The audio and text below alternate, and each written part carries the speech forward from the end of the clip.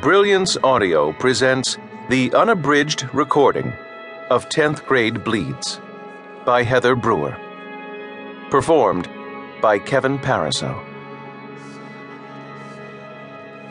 1. Enter Ignatius.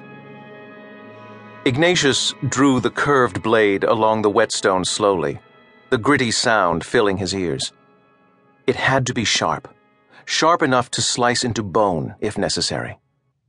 He didn't expect to kill the halfling boy, only to damage him, break him, before dragging his nearly lifeless body before the council, as he'd been hired to do.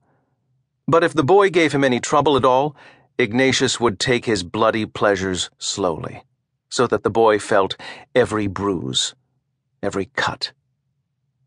He almost hoped the boy would fight back, give him an excuse to torture him.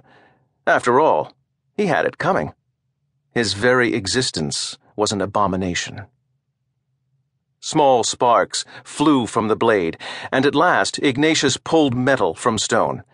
He ran his thumb along the steel, splitting his pale skin open. Blood, rich, red, dripped from the cut before it healed closed again. He was hungry. It was always better to hunt when he was hungry.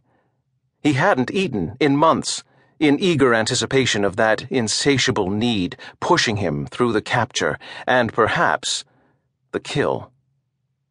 The council had been clear.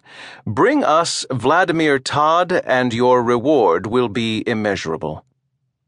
They never mentioned in what condition to bring him, had only barely stressed that he should be living. Little did they know, Ignatius didn't require payment.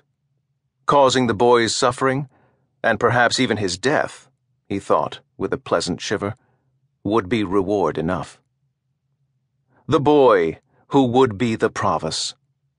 The thought enraged Ignatius further, and he returned his blade to the whetstone, working it slowly, smoothing the edge into a razor.